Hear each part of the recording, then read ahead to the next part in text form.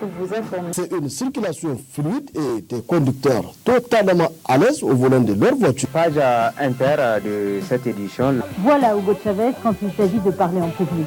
Ces déclarations ont fait le tour du monde. Voilà, ici se referme ce journal.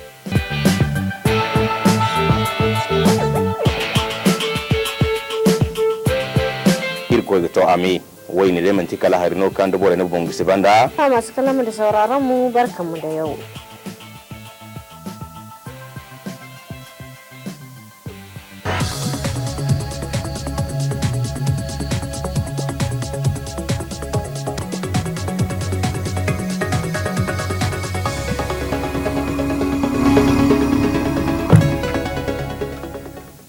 À la une de l'actualité, la presse nigérienne célèbre aujourd'hui la première édition de la Journée nationale de la liberté de la presse, placée sous le thème « Enjeux politiques, économiques et juridiques de la liberté de la presse ». Cette journée est présidée par le Premier ministre du Niger, Brigitte Rafini. La liberté d'expression, des médias indépendants, l'accès à des informations crédibles, ce sont là des droits fondamentaux et des piliers des sociétés démocratiques. Comment cette liberté de la presse peut-elle participer au processus politique et social? Élément de réponse dans ce journal. Meeting de soutien aux actions du président de la République par l'Union des coopératives des jeunes de Zender, un meeting placé sous le haut patronage du directeur général de l'hôpital national de Zender. Voilà pour le sommaire, messieurs, dames, bonsoir. Merci d'avoir choisi la télévision Dunia pour vous informer. Bienvenue dans ce journal. Je l'annonçais tantôt, la famille de la presse nigérienne célèbre aujourd'hui la journée nationale de la liberté de la presse. Cette journée est la première du genre.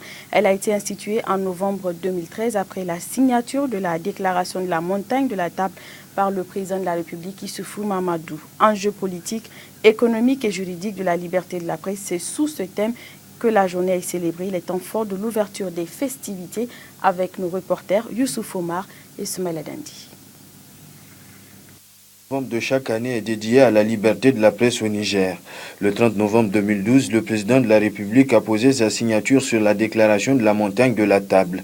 Cet acte est dû à la fois, affirme le ministre de la Communication, à l'aboutissement d'une longue lutte, celle des professionnels de la communication, et la claire manifestation d'une volonté politique du président de la République et du gouvernement de créer un environnement propice à l'épanouissement de la presse nigérienne. Le président de Sofou, faut-il le rappeler, est le premier chef d'État africain à avoir souscrit à cet engagement qui vise à abolir les lois sur la diffamation et les jeux politiques en Afrique et à replacer la liberté de la presse au cœur des discussions. C'est donc en souvenir de cette journée historique majeure que le gouvernement a décidé d'instituer une journée nationale de la liberté de la presse qui sera célébrée le 30 novembre de chaque année. Les plus hautes autorités, notamment le Premier ministre, s'engagent à maintenir cette liberté de la presse tout en appelant les journalistes à ne pas dépasser les bornes dans le traitement de l'information. La liberté de presse que nous constatons aujourd'hui signifie tout simplement que l'ensemble des citoyens bénéficient de cette liberté et en particulier la presse, qu'elle soit publique ou privée, a toutes les garanties légales et autres pour jouir de cette liberté. Mais jouir de cette liberté est encadré par les lois, elle est encadré par la réglementation. Il y a certainement ce qu'ont rappelé les différents orateurs tout à l'heure, la liberté de la presse. Parfois on la confond avec l'exercice sans limite de cette profession. Or, cette profession est encadrée par des règles d'éthique et de déontologie. Une fois que celles-là sont respectées, je vous assure que personne au Niger ne s'en prendra aux journalistes. Aux professionnels de saluer le gouvernement pour avoir institué cette journée au nom de la presse nigérienne. C'est une initiative louable à saluer par nous-mêmes, les acteurs ou disons les journalistes en général qui œuvrent dans ce domaine de collecte, de traitement et même de la diffusion de l'information. En fait, c'est une grande première puisque si vous jetez un regard, en tout cas dans la sous-région, très rares sont les pays peut-être qui ont eu cette initiative. Beaucoup d'autres festivités sont prévues le long de cette journée, dont une soirée de gala qui se tient actuellement même au Palais de Congrès. À cette soirée, des journalistes seront primés pour la réalisation de meilleures œuvres journalistiques. Justement, que pensent les journalistes de l'organisation de cette première journée nationale de la liberté de la presse au Niger? Les responsables des organes de presse sont-ils d'avis que la presse nigérienne jouit effectivement d'une liberté? On écoute l'avis de quelques acteurs. Vous savez, au point de vue de la liberté de presse, le Niger est devenu un modèle dans la sous-région et je dirais même dans le monde, pour la simple raison que vous savez, rappelez-vous bien, il y a 2 ans, nous étions classés 29e, c'est-à-dire qu'on venait même avant les États-Unis et la France. Ça veut dire beaucoup. Et en plus, au Niger, il y a la dépénalisation du délit par voie de presse. En dehors de ça, vous avez la possibilité d'accéder aux informations publiques, c'est-à-dire au niveau d'une administration. Vous allez aller demander une information. Et il y a des critères, bien sûr, pour accéder. Mais quand quelqu'un refuse, vous pouvez même porter plainte. Et ça, je crois que c'est une très grande avancée pour le Niger. Je crois qu'aujourd'hui, regardez un peu les médias, les gens, ils disent ce qu'ils pensent, ils disent ce qu'ils veulent. Et je crois qu'on ne dira pas que les journalistes sont bâillonnés. Mais seulement, ce qu'il faut reconnaître aussi, nous avons une certaine responsabilité. Il ne s'agit pas d'avoir la liberté d'être sûr que vous n'irez pas en prison pour que nous créions une république des journalistes, c'est-à-dire avoir notre espace où on dit ce qu'on veut, à qui on veut, quand on veut. Non, je ne crois pas. Il y a l'éthique et la déontologie. Et surtout aussi, il faut que nous respections les 3 genres. Le factuel, l'analyse et l'éditorial. Dans le factuel, vous dites ce que vous avez vu et entendu. Le journaliste, il n'invente pas, il raconte. L'initiation de cette journée dédiée à l'exercice de la liberté de la presse au Niger, appelée première édition de la Journée nationale de la liberté de la presse au Niger, est vraiment une très bonne initiative. D'abord, elle rappelle la date à laquelle le président de la République, Issoufou Mahamadou, a signé la déclaration de la table de la montagne. C'est aussi une bonne chose dans le sens où elle permettra à l'ensemble de la corporation de se retrouver chaque année pour faire l'état des lieux de l'exercice de la liberté de la presse au Niger. Vous savez que le Niger revient de très loin par rapport à la liberté de la presse. Il y a encore quelques années, pour vos propos que vous aurez tenus dans un média, il n'y a pas de loi qui vous protège. Aujourd'hui, on a la loi sur la dépénalisation des délits commis par voie de presse. Je pense que c'est une véritable avancée, même si dans le secteur, on attend encore de voir la concrétisation d'un certain nombre de promesses, notamment la convention interprofessionnelle qui garantit de meilleures conditions d'exercice du travail des journalistes et du métier de la presse en général à l'ensemble des professionnels des médias du Niger. Ça, c'est le premier aspect. Le deuxième aspect, je pense que c'est une bonne occasion aussi pour l'ensemble de la corporation, grâce au contact direct qu'elle pourra avoir avec les autorités au plus haut niveau. Cette année, je crois que la célébration est placée sous la présidence de son Excellence, Monsieur le Premier ministre Brigitte Rafini. Ce sera donc une occasion pour l'ensemble des journalistes et techniciens d'avoir des contacts directs avec les autorités et peut-être mettre à profit ce contact pour leur rappeler un certain nombre d'engagements qu'ils ont certes pris sur le papier, mais qu'on a du mal à respecter dans la réalité pratique. Et c'est une très belle chose, bien qu'elle est arrivée un peu tard, mais comme dirait l'autre, mieux vaut tard que jamais.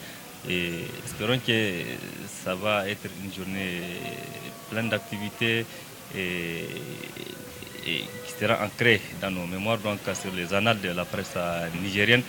Et espérons que cette journée aussi sera l'occasion de revoir le contour de ce métier. Les journalistes, on a vu un peu le programme et les différentes interventions du comité d'organisation. En tout cas, beaucoup de choses sont prévues pour la célébration de cette journée. Et une journée vraiment qu'on a très bien appréciée dans ce secteur. Personnellement, moi j'ai beaucoup apprécié ça. Et vous vous souvenez, l'année passée, c'était un jeune qui avait eu l'initiative. Et cette fois-ci, les autorités ont pris les choses à main. Et on ne peut que se réjouir et souhaiter plein succès à cette journée et surtout cette première édition qui sera célébrée. La presse de plus en plus indépendante dans notre pays, ça c'est incontestable, ça tout le monde le reconnaît. Il y a un certain effort de la part des organes de presse d'informer les Nigériens de ce qui se passe et de l'autre côté de la part de l'État également d'accompagner ces organes de presse, surtout privés. La dernière note, c'est justement le fonds d'aide à la presse. La presse privée qui a bénéficié de cet appui de l'État, c'est des choses qui sont également à saluer. Mais c'est d'aller également toujours de l'avant, chercher un peu qu'est-ce qui freine également l'exercice du métier du journaliste dans notre pays. Il y a beaucoup de difficultés aujourd'hui. Les difficultés, c'est quoi qu'on rencontre en tant que journaliste? Il ne faut pas se cacher la face. C'est cette question de fonds d'aide à la presse. Il faut également avoir un œil regardant par rapport à ces fonds d'aide à la presse. Nous avons fustigé ce comportement, cette attribution même de fonds d'aide à la presse. Comment se fait l'attribution des fonds d'aide à la presse? Comment se fait le partage de ces fonds d'aide à la presse? Comment se fait également la gestion de ces fonds d'aide à la presse? Il faut saluer les autorités de la 7e République qui ont initié cette journée parce que c'est la première du genre, il faut le reconnaître. Et cette initiative, comme vous le savez comme moi, elle a donné naissance à une autre initiative qui s'est venue greffer, à savoir la récompense des bonnes œuvres journalistiques. Moi je pense qu'au-delà de la liberté de la presse, au-delà du folklore qui entoure ça, j'y vois une journée d'expression véritable de la chose journalistique.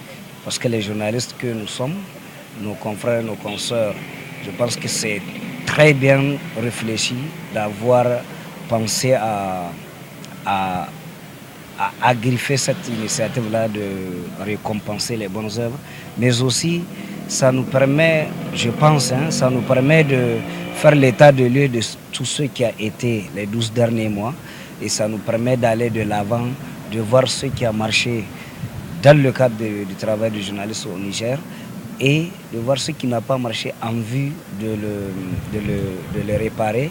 Et surtout, c'est une journée qui va aussi nous permettre d'être en contact avec ceux-là qui, de temps en temps, on peut s'éloigner ou s'approcher selon les cas, selon les préoccupations.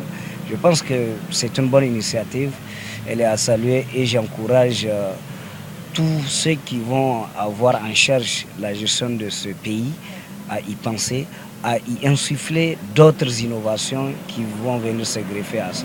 Vous suivrez d'ailleurs en partie magazine de ce journal un élément complet sur l'avènement des médias au Niger, leur floraison, un élément qui retrace également les lois qui régissent la presse au Niger. Cela dit, la liberté de la presse est un facteur important dans le développement économique et social d'un pays. Chaque année, Reporters sans frontières publie un rapport sur cette liberté dans le monde. Ce classement annuel favorise-t-il le Niger? Quelles sont les avancées enregistrées dans ce secteur au Niger? Élément de réponse dans cet élément de la rédaction Dounia. La loi de la presse est la force du peuple. La force de la presse, c'est celle du peuple. Il peut s'en servir quand il a besoin.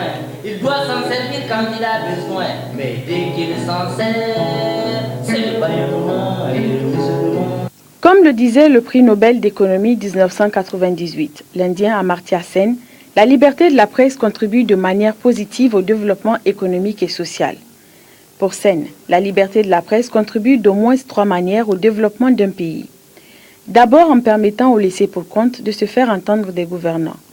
Ensuite, en participant à la diffusion des nouvelles normes ou pratiques sociales par la sensibilisation. Enfin, par sa fonction première, informer. Celle qui nous permet de prendre connaissance d'un événement et, le cas échéant, d'y apporter une réponse. Conscient de l'importance de cette liberté de presse dans le monde moderne, Reporters sans frontières établit et publie chaque année un rapport sur l'état de la liberté de la presse dans le monde. Dans ce cadre, elle a inventé la notion de prédateur de la liberté de la presse à l'adresse des chefs d'État, chefs de guerre et dictateurs qui privent les journalistes de la liberté permettant d'exercer objectivement leur travail. En effet, ces adversaires de la liberté de presse, non seulement ne protègent pas les journalistes, mais n'hésite pas de les maltraiter, de les persécuter et même de les assassiner. Ce rapport, très médiatisé à chacune de ses apparitions, se fonde sur plusieurs points pour évaluer la réelle liberté de la presse dans le monde. Cela va des atteintes aux journalistes en passant par les lois entravant ou limitant la liberté de la presse. Par ailleurs, le classement annuel des pays sur la liberté de la presse prend en compte, dans ses critères d'appréciation, non seulement l'action et les règlements imposés à la presse par les pouvoirs publics d'un pays, mais aussi certains aspects comme les moyens légaux et judiciaires pris pour défendre la liberté de la presse et punir dans des conditions prévues par la loi les détracteurs de la liberté de la presse. Enfin, Reporters sans frontières note les conditions de liberté d'accès aux informations par les résidents des pays qui peuvent être entravés par la falsification, la censure, le brouillage ou le blocage technique des sources d'information, y compris leurs moyens de diffusion et leurs supports. Malgré un environnement économique quelque peu difficile, l'organisation a constaté au Niger une véritable diversité du secteur et une pluralité très intéressante de médias, en presse écrite comme en radio et télévision, au sein desquels la liberté de ton est bien affirmée. Profitant de cet environnement favorable à la liberté de la presse, les journalistes nigériens, du public comme du privé, informent, éduquent, sensibilisent et motivent les citoyens qui, avec cette motivation sociale bien affirmée, participent à toutes les actions de développement économique dans leur cadre de vie, c'est-à-dire dans leur environnement. Le bilan est donc positif. Les atteintes à la liberté des médias sont devenues rares, sinon quasi inexistantes. Avocat de la liberté de la presse, le président Issoufou Mahamadou a affiché sa réelle volonté de respecter la liberté de la presse, en signant, le 30 novembre 2011, la déclaration de la montagne de la table, en présence des représentants de l'Association mondiale des journaux et des éditeurs de médias d'information, du Forum des rédacteurs en chef africains et plusieurs autres structures. Cette déclaration de la montagne de la table appelle à l'abolition des lois pénales concernant les délits de diffamation et d'insulte et replace ainsi la liberté de la presse au cœur des discussions en Afrique. Cet acte mémorable fait du président Issoufou le premier chef d'État en exercice à avoir adopté cette déclaration de portée internationale. En s'engageant à défendre la liberté de la presse, le président Issoufou a démontré sa capacité de joindre l'acte à la parole. Ami de la presse, fervent défenseur de la liberté de la presse, le président Issoufou Mahamadou avait bien, avant son accession au pouvoir, pris l'engagement de ne poursuivre aucun journaliste pour délit de presse. À son arrivée au pouvoir, il a réitéré cette position. Mieux, il fait voter la loi sur la dépénalisation du délit par voie de presse et signe, 6 mois après sa prestation, la déclaration de la montagne de la table. Aussi, avec l'ordonnance du 4 juin 2010 portant régime de la liberté de presse qui consacre la dépénalisation de délits commis par voie de presse, les journalistes nigériens sont protégés contre les peines privatives de liberté. Comme conséquence, la situation de la liberté de la presse dans le pays s'est considérablement améliorée. Seulement, rappelle Reporters sans frontières, dépénalisation ne signifie pas liberté de dire ou d'écrire n'importe quoi et de s'en prendre impunément à des individus. La dépénalisation est un acquis à défendre, mais elle va de pair avec la responsabilité. En effet, le comportement de certains journalistes, peu respectueux de l'éthique et de la déontologie de la profession, est de nature à remettre en cause tous ces acquis et de fournir des arguments aux détracteurs de la dépénalisation des délits de presse. La dépénalisation est une avancée considérable en termes de liberté, mais elle doit s'accompagner d'un respect scrupuleux par les journalistes des règles d'éthique et de la déontologie de la profession. Autrement dit, les journalistes doivent être à la hauteur des libertés et mériter la confiance dont ils jouissent. Car le Niger est aujourd'hui devenu un modèle à imiter en matière de liberté de la presse. La loi de la presse est la force du peuple. La force de la presse, c'est celle du peuple. Il peut s'en servir quand il a besoin. Il doit s'en servir quand il a besoin. Mais dès qu'il s'en sert, c'est le bâillonnement et l'isolement. Autre aspect de ce journal, la première dame, Dr Malika Issoufou, s'est rendue hier après-midi dans le département de Torodi pour une remise de dons aux populations.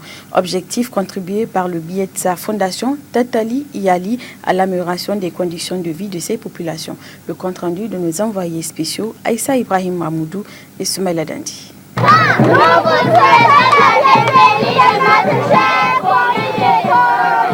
La visite de la première dame Hajia Lalla Malika Issoufou s'inscrit dans la dynamique des plus hautes autorités à faire du Niger un pays sans faim ni soif. C'est grâce à la fondation Tatali Iyali de la première dame que le département de Torodi a bénéficié de la réalisation de plusieurs ouvrages, à savoir de forage dans le village de Bololagé et Ourasabe, chiffré à un montant de 26 millions de francs CFA. Des forages construits à la demande et au grand bonheur des bénéficiaires, car il permettra d'alléger la souffrance des vaillantes femmes de ces localités. Pour accompagner cette dynamique, votre fondation Tatali Iyali a pensé aux populations du département de Torodi à travers la réalisation des forages respectivement à Ourasabe et à Bololagé dans la commune de Torodi. Aujourd'hui, Madame la Première Dame, vous avez pensé personnellement à effectuer le déplacement pour constater toutes ces réalisations et rencontrer les populations de Torodi. Le département de Torodi a aussi bénéficié de la fondation Tatali Iyali, 70 tonnes de semences composées de 180 sacs de 50 kg de pommes de terre, 61 de maïs, 16 sacs de 50 kg de blé, 8 de sorgho, 10 de riz et 8 de niébé auxquels il faut ajouter 4 moulins à grains, 20 motopompes et 40 sacs de urée. Après ces dons, la première dame a ensuite visité le centre médical de Torodi pour prendre les doléances des agents du centre. Ces dons sont constitués des engrais, des motopompes, des semences en pommes de terre, en maïs, un peu du tout, des machines à coudre pour les jeunes filles et jeunes femmes. Et avant cela, nous avons livré 2 ouvrages hydrauliques, toujours dans le département de Torodi. Et actuellement, la première dame, vous avez vu, elle est en train de visiter le centre médical, accompagnée du ministre de la Santé, ainsi que d'autres ministres et des épouses des ministres. Donc là aussi, les doléances sont posées. Je pense que nous allons remédier d'ici peu. Et Tatali est toujours là, Tatali est partout. Tatali est ailleurs et elle est partout. Ensuite, s'en est suivi la visite du CES de Torodi par la première dame et sa délégation. Là aussi, les doléances ont été prises en compte et la première dame a assuré les élèves du changement prochain de leur cadre d'études. On va faire en sorte que vous soyez dans des conditions d'études, on va faire en sorte que vous soyez électrifiés, que vous ayez des laboratoires fonctionnels. Inch'Allah, tout sera très bientôt mis en œuvre.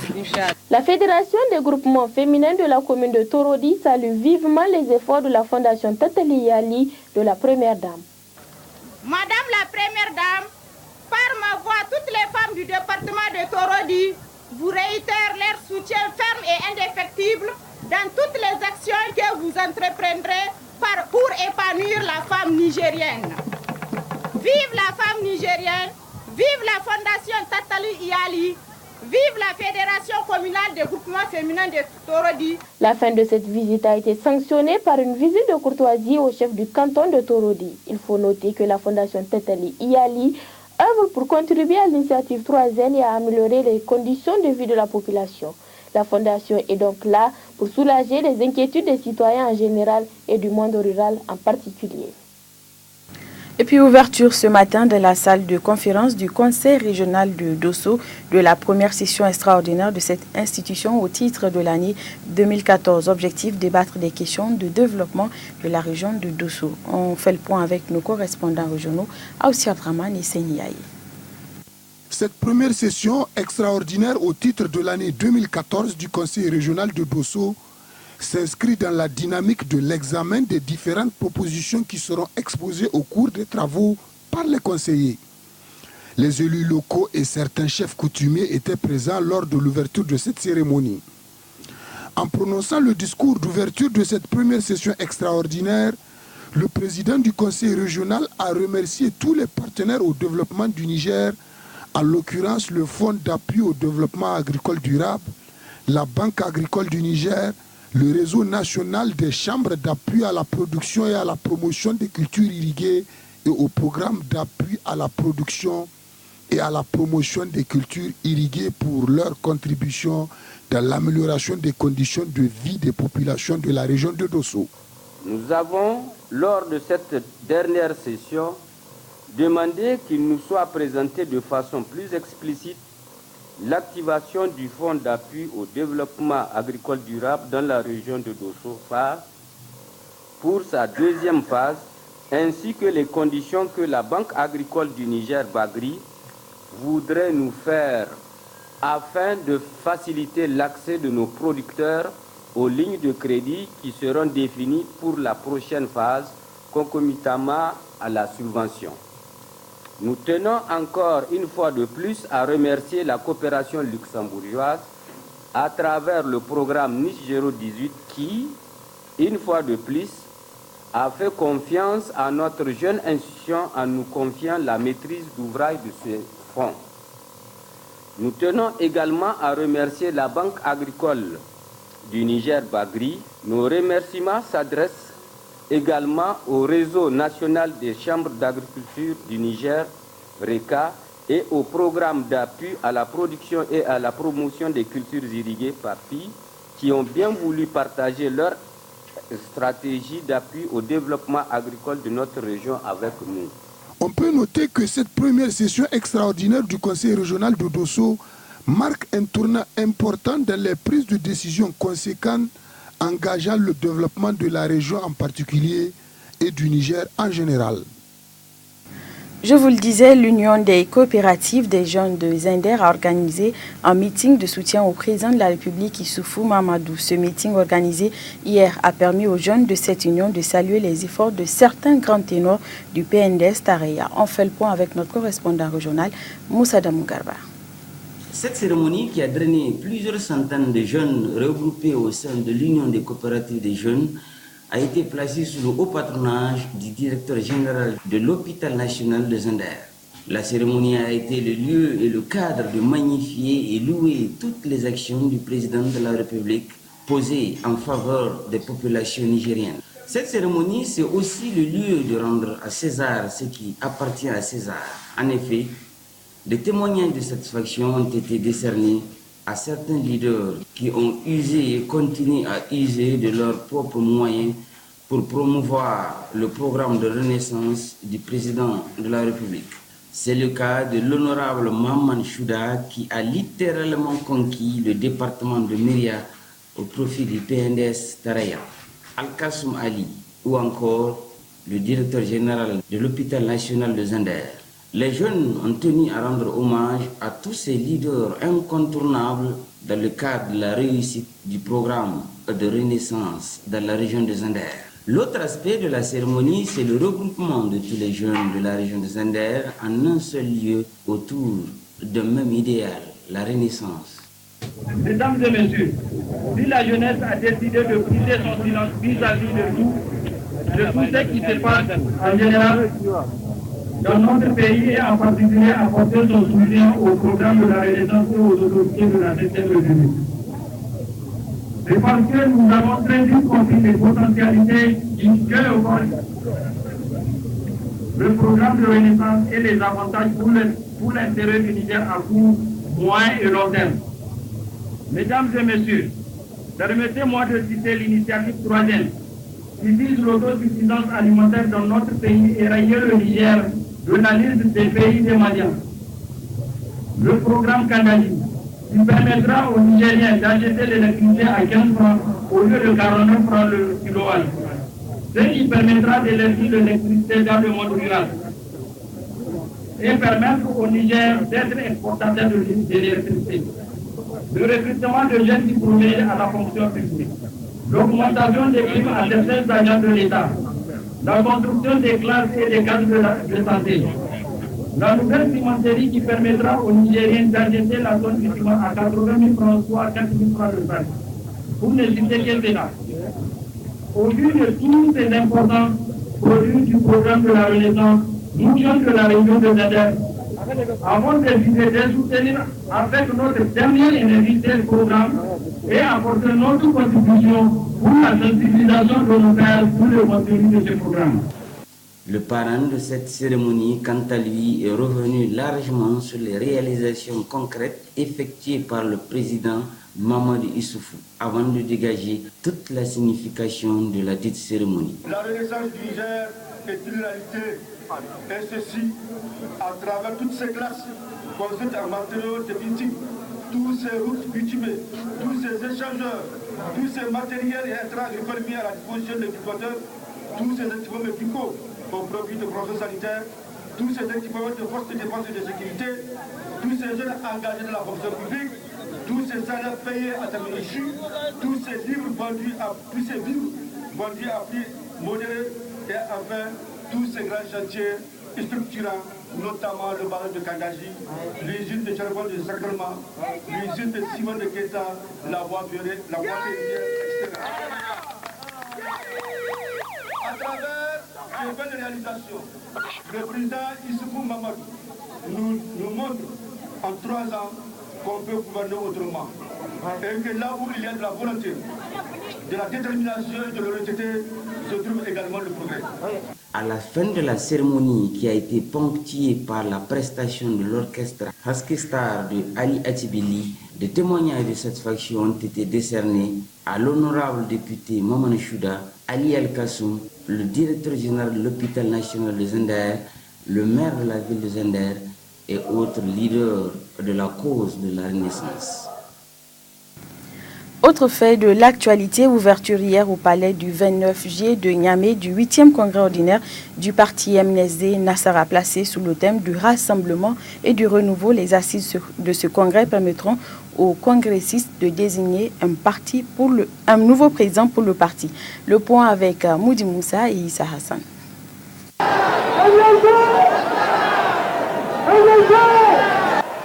C'est dans un palais de congrès plein à craquer que les milliers de militants et sympathisants du parti MNSD Nassara se sont retrouvés pour écrire une nouvelle page de l'histoire de leur formation politique qui démarre ainsi les travaux de son 8e congrès ordinaire.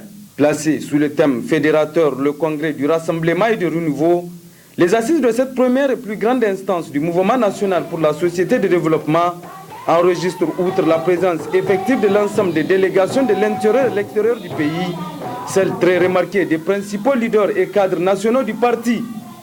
Ainsi, pour le président de la section haute, ces assises de Niamey permettront de mieux échanger et opérer les meilleurs choix qui soient pour l'avenir et la grandeur du MNSD Nassara.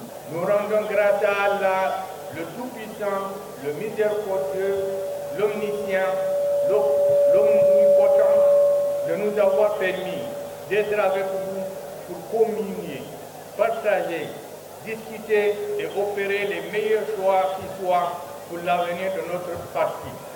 Autour du thème central de notre congrès, le congrès du rassemblement et du renouveau. Nous osons espérer que l'ensemble des congressistes ici présents sauront mesurer et saisir la portée de ce thème. L'histoire est faite pour qu'on tire des leçons, car il n'y a pas de situation définitive acquise. À n'importe quelle étape de la vie, tout peut être compromis. Voilà tout le sens des résolutions et de l'appel issu du Conseil national extraordinaire des 26 et 27 novembre 2014 à Niamey, dans cette même salle. Des assises qui marquent également un tournant décisif dans la vie du parti MNSD Nassara et qui saluent les représentants des partis amis, qui ne tarissent d'ailleurs pas d'éloges à l'endroit des membres de la direction du parti, dont ils saluent la clairvoyance et l'essence élevée de responsabilité. C'est dire que la MRN est fière de ce soutien-là. C'est dire que grâce à ce soutien, aujourd'hui, le programme de la Renaissance continue son chemin. Et les Nigériens sont tous fiers de cela, parce que c'est le peuple nigérien finalement qui va récolter le fruit de tous les efforts, de toutes les actions qui sont entreprises dans divers domaines de la vie nationale. Monsieur le secrétaire général, chers amis, dans notre grande ambition d'accompagner le président de la République Issoufou Mahamadou dans sa noble vision pour le Niger, nous avons aujourd'hui besoin de consolider les bases idéologiques de la majorité politique qui le soutient.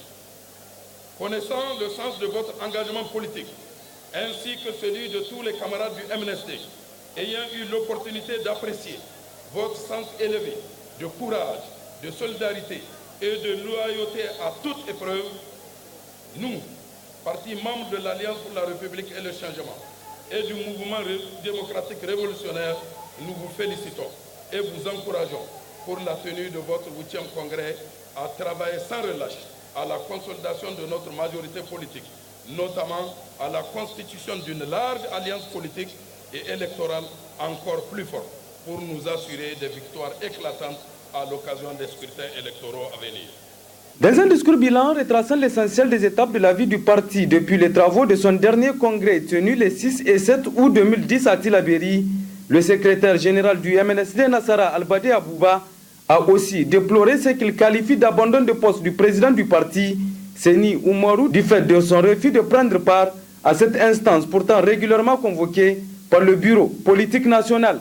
Le président du parti, M. Seni Oumarou, n'a pas cru devoir assister aux présentes assises du 8e congrès ordinaire qu'il a lui-même convoqué par lettre numéro 077-MNSD Nassara-BPN-FE du 5 août 2014 pour les 29 et 30 novembre 2014. Nous déplorons cette situation totalement inédite dans l'histoire de notre grand parti, le MNSD Nassara. Situation qui traduit éloquemment le grand malaise que traverse notre parti.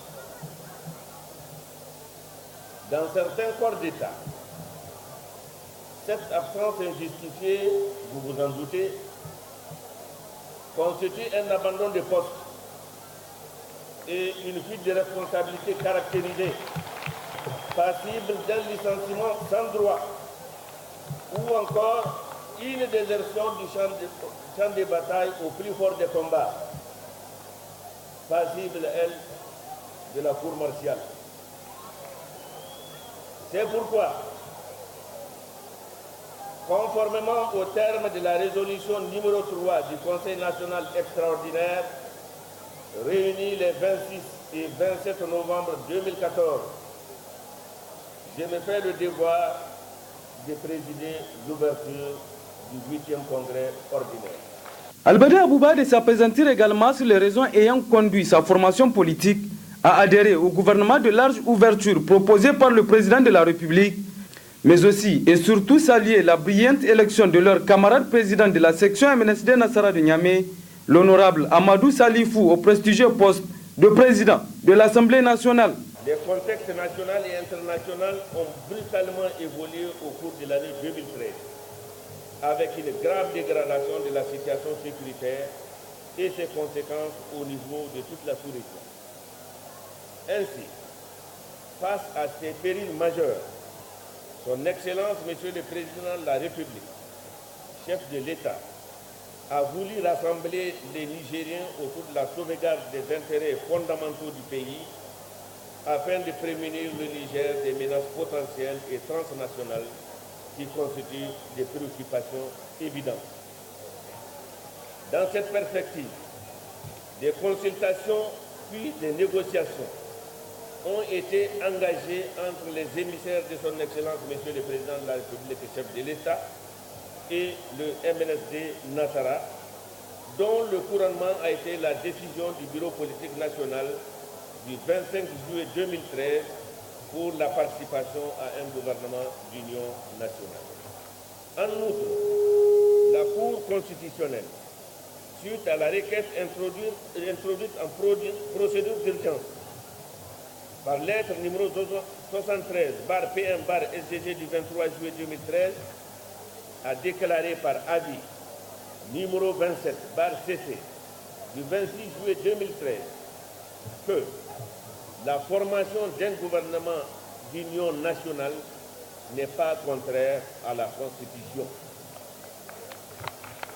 Mais, au moment de la mise en œuvre de cet accord, le président du parti est entré en rébellion par rapport à la volonté du MNSD Nassara, prenant sur lui la lourde responsabilité de renier cet engagement sans se référer de nouveau au Bureau politique national dans toute sa composition, a fortiori aux militants de base.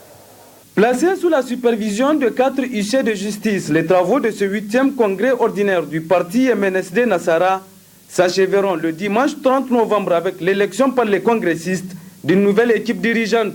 Équipe qui aura la lourde mission de redonner au MNSD Nassara sa place de première et plus grande force de l'échiquier politique national. Justement, les rideaux viennent de tomber sur les travaux du 8e congrès ordinaire du MNSD Nassara. 2 jours durant donc, les participants venus des 8 régions du pays et même de l'extérieur se sont penchés sur les différents mots qui minent le parti. Ils ont aussi procédé au toilettage des tests fondamentaux du parti. À l'issue de ces travaux, les congressistes ont porté leur confiance en la personne de Albadé Abouba pour présider aux destinées du MNSD Nassara. Écoutons à ce propos un extrait du discours de clôture du tout nouveau président du MNSD Nassara avant de revenir plus en détail sur cet élément au cours de nos éditions prochaines. Le triptyque est également un cadre idéal pour partager nos réflexions, nous former ensemble et véritablement nous forger pour repérer et anticiper les changements qui modèlent notre société et qui nous imposent une nouvelle gouvernance du parti. Au sortir des assises du 8e congrès ordinaire, notre ambition est de capitaliser les acquis pour persévérer sur cette voie salvatrice avec encore plus de détermination et en tirant les meilleures leçons susceptibles de nous permettre d'aller de l'avant.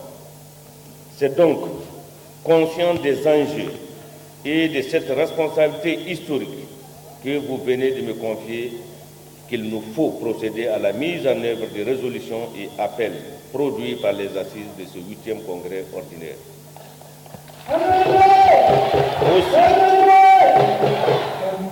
Aussi, me plaît-il de le dire du haut de cette tribune, que les objectifs que nous nous sommes fixés avant la tenue de nos assises ont été atteints, ce qui permet, à notre sens, au nouveau bureau politique national de disposer des instruments efficaces de conduite au parti.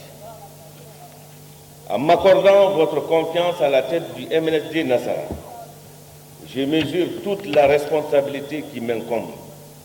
Je voudrais en cette occasion vous réaffirmer mon engagement de donner le meilleur de moi-même dans la sérénité retrouvée, le respect mutuel et la pleine implication de tous pour le rayonnement des idéaux de notre grand parti, le MNSD Nassara. 8 communes de la région de Tawa ont reçu 40 motos de la marque Cassia, un don des opérateurs économiques du PNDS Taraya de cette région. Le compte-rendu est signé Asman Amadou et Maman Rabiou Seydou. Cérémonie organisée par les militantes et militants du PNDS Taraya du département de Tawa a pour objectif de réceptionner 40 motos de marque Cassia au bénéfice de 8 communes de ce département, à savoir la commune rurale de Bombay, Barmou, Afalla, Tebaram, Takanamat et l'arrondissement communal 1 et 2 de Tawa. Un don des opérateurs économiques de la localité, Alaji Saadou Abdoulaye, Alaji Mika Ilou Asman et Ousmane Hassan. Les représentants des différentes structures du parti Rose ont tour à tour pris la parole pour saluer ce geste. Un geste qui vient à point nommé, précise Ibrahim Miko de la Fédération régionale du PNDS Taraya. Jama'a da yawa ba su san Sa'adu Abdullahi ba. Sa'adu Abdullahi yau hiye da shekara 15 in kun ga wani gida can yau inda muka samkar da Muhammadu Isu to gidan shi ne. Yau abin murna na gare mu da Sa'adu Abdullahi da Mika Goje suka zaka suka shiga cikin sahu suka kama mana aiki wannan kuma ba shigowa ba karamar shigowa sun kai ba. Ba karamar kofa sun ka shigo ba. Mika Usman pardon. Don ba karamar kofa sun ka shigo ba. Dan haka da sunan biro za mu ƙara musu godiya. Le représentant du bureau national a prodigué des sages conseils par rapport à l'utilisation de ce don afin d'enregistrer un bon résultat aux prochaines échéances électorales. Godiyarmu ga abokanmu, 'yan uwanmu waɗanda sun ka ba da wannan moto 40, Alhaji Mika Asuman da Alhaji Sa'adu Abdullahi da Alhaji Asuman Hassan. lalle muna musu matuƙar godiya, kuma wannan taimako da sun kai ya zo daidai lokaci, tunda kun san shirin zaɓe ana shirya shi ne nesa kamin zaɓe ya zo. Yanzu sai mu ce kin mu shekara guda kamin a fara shi zaɓe, kenan kun ga shekara wagga shekara aiki ce, kuma wannan moto da an ka baku muna tamaha zai baku izini ku fara aiki tun da wuri. To banda wannan godiya gare su waɗanda suka yi mana wannan taimako, ina son in ƙara jawabi bisa ga 'yan uwa amina arziki wanda sun ka shigo partikinmu na tarayya tun bayan wannan zaɓe. Lalle mun gode musu, kuma mun ga shigowarsu babban unhwani ne ga partikinmu, kuma insha Allahu muna tamawa zaɓe mai zawa za a ganin sassakiya. Les bénéficiaires ont promis aux généreux donateurs que ce don sera utilisé à bon escient.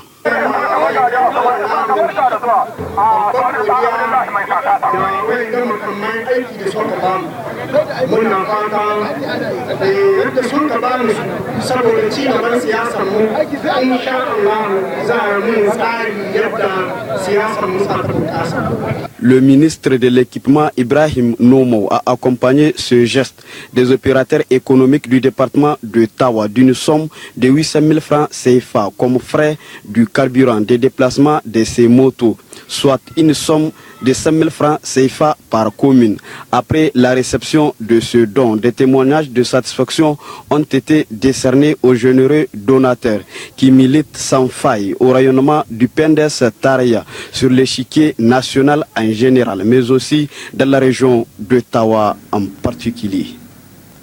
Toujours dans nos régions, financement à Agadez, un atelier régional, dialogue pays sur l'implication des populations clés de la société civile dans le choix des priorités pour la note conceptuelle, tuberculose et paludisme et la répartition montant additionnel signé le compte-rendu de nos correspondants régionaux Ramedi Alassane et Babali Amazaki.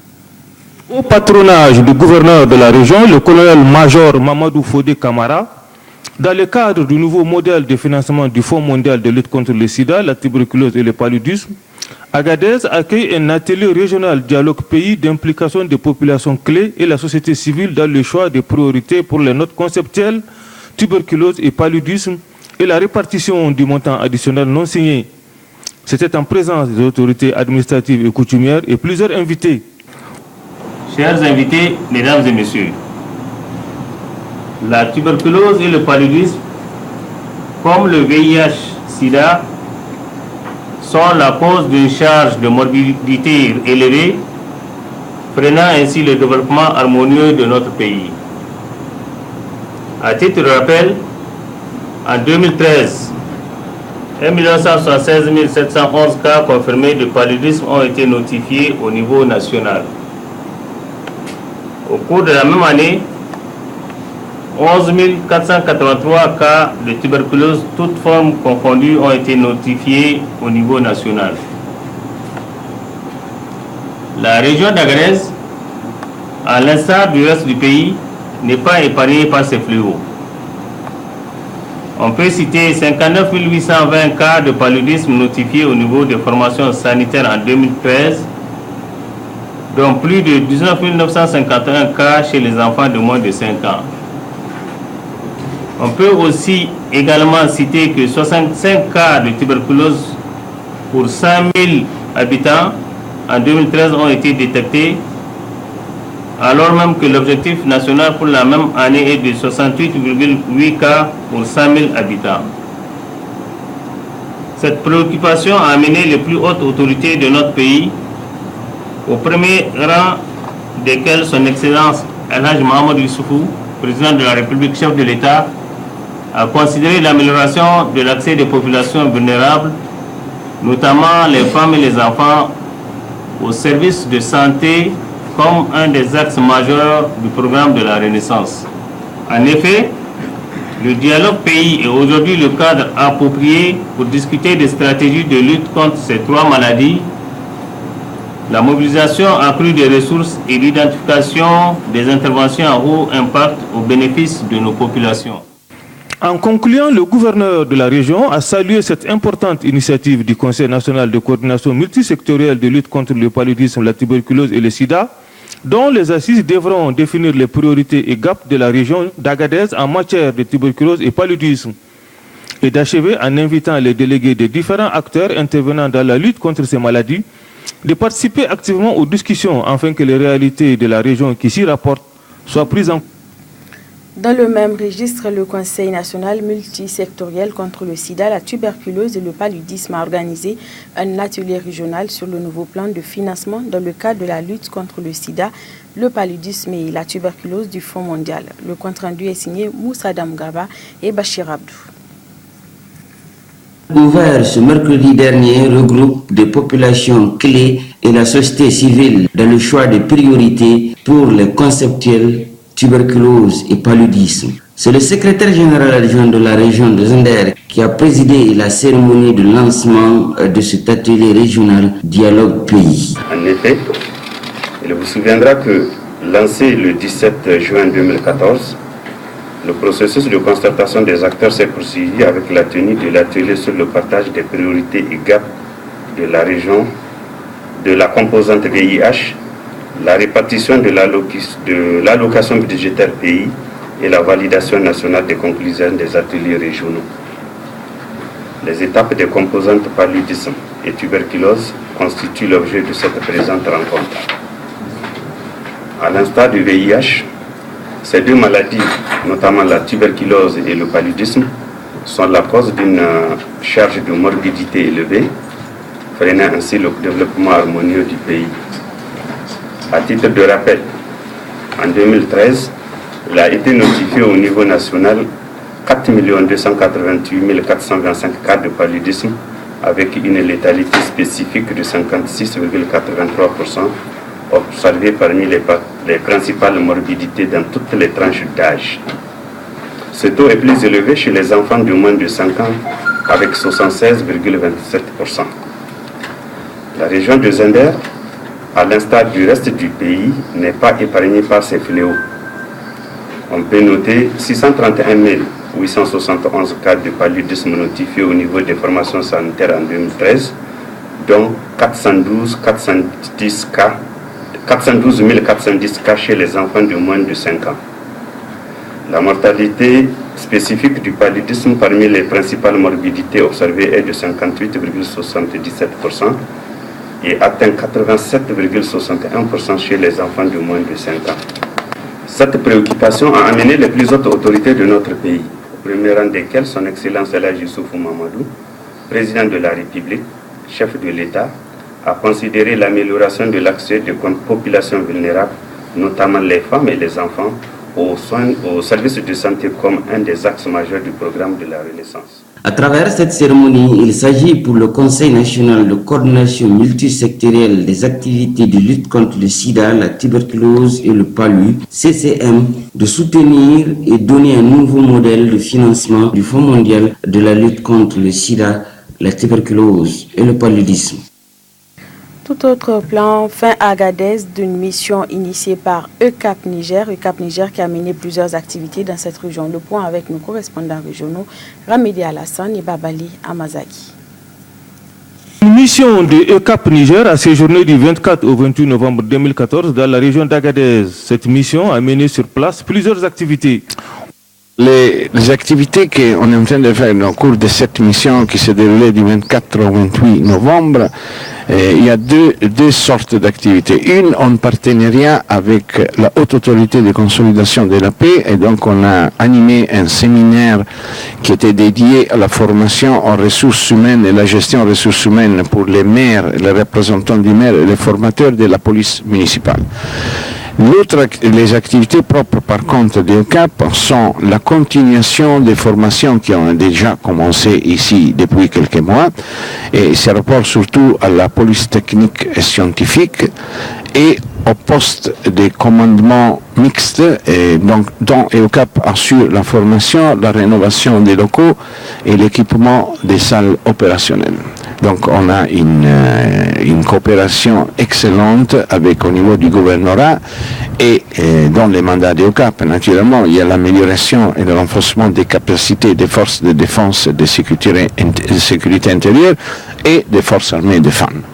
Et aussi la coordination au point de vue professionnel, la coordination et accueil par la population et par les institutions a été parfaite. Donc ça nous incite à venir encore plus. Au sortir de l'atelier de formation des maires et encadreurs de la police municipale de la région portant sur la gestion des effectifs, nous avions recueilli les témoignages qui suivent. Nous avons été très bien notifiés par rapport à la gestion des effectifs, et moi je parle même au-delà même de la police municipale, même de notre administration au niveau de communes. Parce que ce n'est pas seulement la gestion des effectifs par rapport à la police municipale, mais de l'administration. Je crois que depuis que cette force est au service de la commune, nous pensons que ni le maire, ni leurs encadreurs n'ont été formés. C'est eux seuls, les agents qui ont été formés pour une durée de 4 mois à Niamey. Je crois que cette belle occasion qui nous a été donnée de nous réunir avec les encadreurs et les encadreurs pour nous donner certains rudiments de gestion du personnel. Lors de la cérémonie de clôture de l'atelier de formation des maires et encadreurs de la police municipale de la région, présidé par le secrétaire général adjoint du gouvernorat, plusieurs recommandations adoptées par l'atelier ont été rendues publiques. 1. À l'endroit de l'État, d'accélérer le processus d'adoption du statut particulier de la police municipale pour valoriser la fonction, d'offrir aux communes de la région d'Agadez les possibilités de prendre en charge les traitements salariaux des agents de la police municipale. À l'endroit des partenaires techniques et financiers, de continuer à prendre en charge les indemnités des agents de la police municipale de la région d'Agadez pour la période transitoire, de persévérer dans les multiples et multiformes appuis à l'endroit des communes dans la gestion de la police municipale, de multiplier les formations en vue du renforcement des capacités de communes et des agents de la police municipale. Signalons que des diplômes ont été décernés aux participants, remis par le secrétaire général du gouvernorat aux récipiendaires. Toutes ces activités menées au cours de cette mission illustrent la disponibilité de EOCAP Niger à apporter son soutien aux autorités nigériennes dans le renforcement de leur dispositif de lutte contre le terrorisme et la criminalité organisée par le biais du Conseil de la formation. L'honorable Sarkinyaki du Sultanat de Maradi a offert 2 véhicules aux organisations des jeunes et femmes Tareya de la coordination de cette région. Un appui en logistique très apprécié par les militants. Le compte-rendu est signé Alzouma Seni Soumela, Abdelkader Iliassou. Les actions, les grands mérites, aux grands mérites, les grandes reconnaissances. Ces 2 véhicules identiques de marque Toyota sont respectivement destinés à l'organisation des jeunes Tareya et l'organisation des femmes Tareya de la coordination PNDS Tareya de Maradi. Un don de l'honorable Sarkinyaki de Maradi, Dr Abdou Harouna, membre du bureau politique national et ressortissant de la ville de Maradi.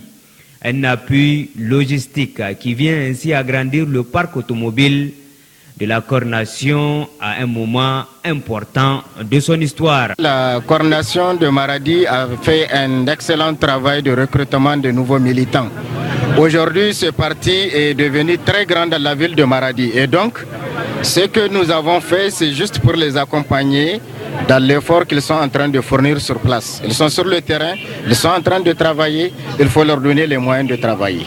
Ça, ce n'est que la suite logique de ce que j'avais prévu après le premier véhicule. Les 2 autres sont venus et il y a d'autres actions qui vont venir, Inch'Allah. J'espère seulement que ça va être utilisé à bon escient et de l'intérêt du parti. L'importance et l'opportunité de ce énième geste de Dr Abdou Harouna à l'endroit de la coordination régionale a été apprécié par les responsables du PNDS Taraya de la région de Maradi. Ce don est venu au moment où vraiment nos structures politiques ont besoin. Et je vous rappelle que ce n'est pas le premier geste, c'est le deuxième geste. Il avait offert un véhicule 4x4 à la communauté urbaine. Et maintenant aussi, la jeunesse de la communauté urbaine et l'organisation de la communauté urbaine ont reçu respectivement chacun un véhicule. Je crois que ça, c'est un geste vraiment qu'on doit remercier et féliciter. Parce que déjà 3 véhicules pour la seule coordination de la communauté urbaine, je crois que c'est suffisant pour faire une mobilisation de taille. Pour que vraiment qu'on rentre en profondeur dans nos quartiers, pour que vraiment qu'il y ait une mobilisation de taille. Maintenant, il nous revient de conseiller les structures de la communauté urbaine, de redéployer d'efforts et de bâtir déjà des programmes conséquents de mobilisation pour que le PNDS arrive à conquérir totalement la ville de Maradi. Ça, on le remercie infiniment et on le félicite. Et nous allons profiter de votre micro pour lancer un appel à tous les autres responsables parce que nous avons au niveau de la région de Maradi 9 coordinations. La coordination de la communauté urbaine déjà a été prise en charge et nous souhaitons que d'autres coordinations voient leur geste un grand jour pour que vraiment ensemble au niveau de la région de Maradi, la mobilisation soit de taille pour qu'aux prochaines élections, vraiment le PNDS racle toutes les voix de tous nos militants de la région de Maradi. Les représentants des 2 organisations bénéficiaires n'ont pas manqué de remercier le généreux donateur pour son amour et son engagement au profit du PNDS Taraya dans la région de Maradi. Donc on remercie vraiment le généreux donateur de nous avoir doté d'un véhicule pour pouvoir faire nos activités au niveau de la commune, même au-delà même de la commune de Maradi. À celle qui on lui dit merci, plus que le mot merci même. Donc ce n'est pas à son premier geste. Et à part même du côté politique, dans la ville de Maradi, il a pu doter l'école neuve d'un mur. Et au niveau du quartier Mazad Jika, il a pu vraiment aider la population à vivre et autres. On le remercie beaucoup. Vraiment que Dieu guide ses pas. Na yi farin ciki kwarai saboda ya nuna yana kishin PNDS Tarayya. Mu kuma duk wanda ya nuna yana kishin PNDS Tarayya dole mu yi farin ciki kuma mu mashi godiya mu nuna jin daɗin mu game da wannan abu. Pour honorer et remercier de manière concrète ce grand militant et ténor du PNDS Taraya qui a fait ses preuves, un témoignage de satisfaction lui a été décerné. Le camarade Abdou Harouna, il a été dit tantôt, n'est pas à son premier geste. Aujourd'hui, l'organisation des jeunes Taraya de la ville de Maradi et l'organisation des femmes Taraya de la ville de Maradi, après effectivement la coordination, nous venons de bénéficier de son geste combien imminent de 2 véhicules. Ceci, selon nous, doit être sanctionné par un geste inoubliable. Cependant, l'organisation des jeunes Taraya de Maradi a bien voulu lui décerner un témoignage de satisfaction.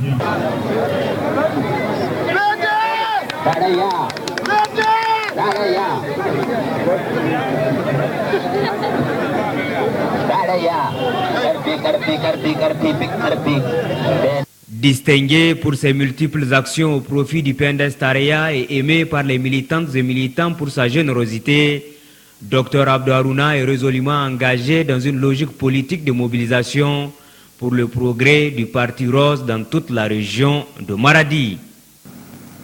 On en vient à présent à la partie magazine de ce journal. Avant les indépendances, le monopole de l'information, je le disais tantôt, avant les indépendances, le monopole de l'information était tenu par des pays comme le Sénégal ou le Bénin en raison de la forte implantation du colonisateur dans ces pays. Comme toutes les anciennes colonies ou territoires, le Niger n'échappait pas justement à cette règle. Mais dès l'accession du Niger à l'indépendance, le paysage médiatique nigérien commence à se transformer et connaîtra un véritable boom à partir de 1991 avec la tenue de la conférence nationale souveraine. Quelle est son histoire? Quelles sont les lois qui régissent cette presse? Quelle est son évolution, sa situation économique? Sans être exhaustif, la rédaction du groupe Dounia s'est penché sur cette question. Voilà comment nous avons analysé ce sujet. Très bonne réception et très belle fin de soirée à tous ceux qui nous ont suivis. Au revoir. Journal nigérien d'information, cahier nigérien, qui paraissait sous forme de feuilles administratives, date de 1933. Puis suivra en 1955 Niger Information. Les deux publications relevaient de l'administration coloniale et ne livraient que des informations qui n'intéressent ou ne concernent que le colon. Ce n'est qu'en 1963 que paraîtra Labari, qui plus tard prendra le nom de Temps du Niger pour, en 1974, devenir le Sahel. À la même période, naquit Sahel Hebdo, qui 11 ans après se verra donner le titre de Sahel Dimanche. Ces deux titres qui existent encore sont publiés par l'Office national d'édition et de presse, ONEP, un établissement public à caractère industriel et commercial épique créé depuis 1989. 1990 marque la naissance du premier véritable journal d'information et d'investigation privée, Husky. Il sera porteur du vent de la liberté de la presse.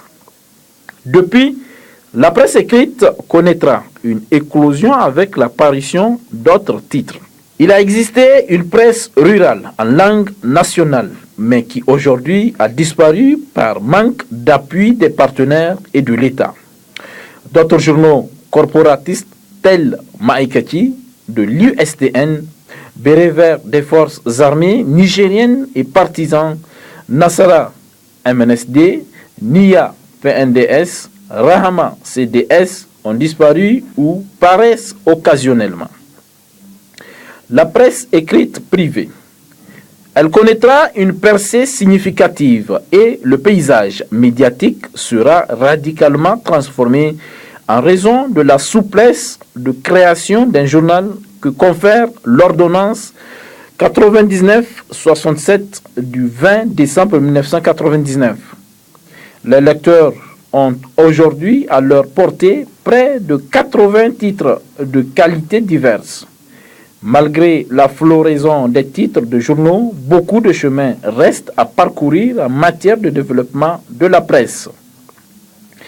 La messagerie. L'autre faiblesse de la presse écrite demeure encore la distribution. Il n'existe pas de messagerie digne de ce nom. Cette situation pénalise fortement les journaux. Les agences de presse. L'agence nigérienne de presse ANP, créée en 1987, elle est la seule agence de nouvelles du Niger. Sa mission fondamentale est la collecte et la distribution des informations du Niger et d'ailleurs aux médias nigériens et à certaines administrations et représentations extérieures. Malheureusement, l'ANP végète dans des difficultés. Dotée de peu de moyens, la seule agence de presse dont dispose le Niger s'est empêtrée depuis quelques années dans des difficultés de fonctionnement. L'APANA comme l'AFP ont suspendu leurs services en raison d'énormes arriérés. Avec la multiplication de sources d'informations dont Internet, la problématique de son existence se pose avec acuité. Son nouvel statut lui permettrait de prendre un nouvel envol ou de souffler un peu. La première radio du Niger a vu le jour en octobre 1958, connue sous le nom de Radio Niger. Sa gestion relevait de la Société de radiodiffusion de la France d'Outre-mer, Sorafom. Elle passera ensuite sous la coupe de l'Office de coopération radiophonique, OCORA, avant de se retrouver dans les mains des cadres nigériens à partir de 1967. Naquit alors l'Office de radiodiffusion et télévision du Niger, ORTN. Radio Niger sera baptisée Voix du Sahel à partir de 1974 à l'avènement des forces armées nigériennes au pouvoir. D'envergure nationale, elle émet à une dizaine de langues nationales et en français, la langue officielle. D'envergure plus modeste, l'éclosion des radios privées a commencé en 1994 avec la naissance de Radio et Musique R&M.